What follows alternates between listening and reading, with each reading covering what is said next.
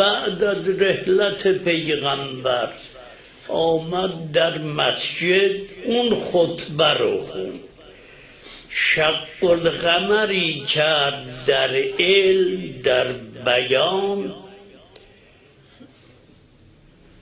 با اون قدرت، با اون صلابت راه رفتن پیغمبر، منطق خاتم انبیا.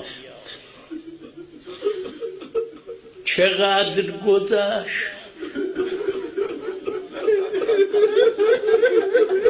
در این مدت شبی که بدن رو برداشتن کانت کل خیال، کانت کل خیال.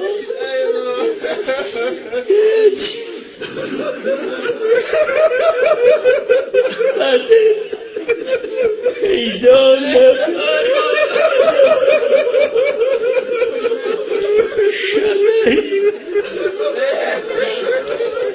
بدن نبود، شبه بود. اگر بری کنار قبر امام هشتم، مادر او زهراست. اگر بری کنار قبر سید الشهدا، مادر او زهراست. اگر بری در قبر بقی، مادر اون 4 امام زهراست. اگر دنبال امام زمان بگردی، مادر اون صدیقه کبراست. همه همتتون را در خدمت به فاطمیه صرف کنید، فردای قیامت خواهید فهمید. پیغمبر فرمود به دخترش الویل کل الویل، ویل کل ویل برای کسی است که به تو ظلم کرده. این یک کلمه دوم اینه والفوز العظیم لمن نصرک. فوز عظیم برای کسیه که تو رو یاری کنه.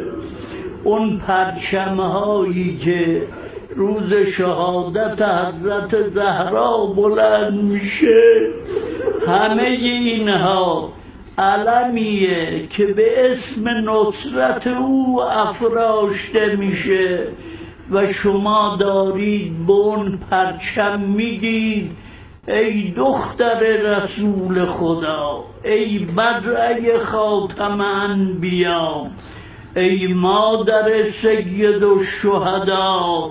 اگر جنازه تو دل شب دفن شد، ما نبودیم خدمت کنیم. این خدمت ماست امروز.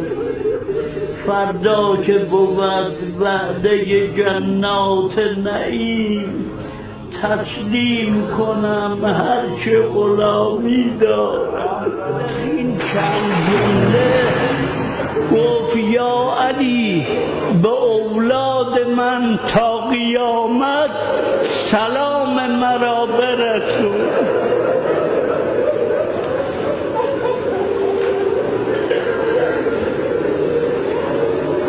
یعنی چه؟ بعد از اون کلمات، این کلمه یعنی چه؟ و اون علم محیطش این مجلس رو دید در این مجلس هم چقدر سیده. این فاطمه تا روز قیامت انتشار نسل شدید، خواست بگوید شما اولاد منید، بر من چه گذشت؟ وظیفه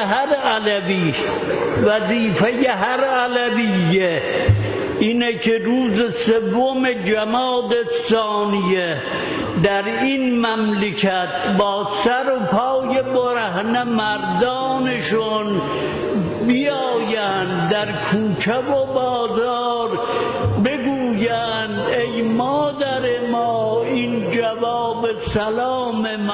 خوشو از خاک قبر کشید، همچنون که دست رو کشید حاج علیه الحور. اون هم چه کسی که دنیا و آخرت را از دست داده، فقط خدا. اون چه هست در نظر او، نه بهشته نه جهنمه نه دنیاست نه آخرت، فقط ذات قدوس حقه. یک همچه قلبی، یک همچه روحی. وقتی دستشو کشید حاج علیه الحوض گفت ای کاش من هم مرده. نفسی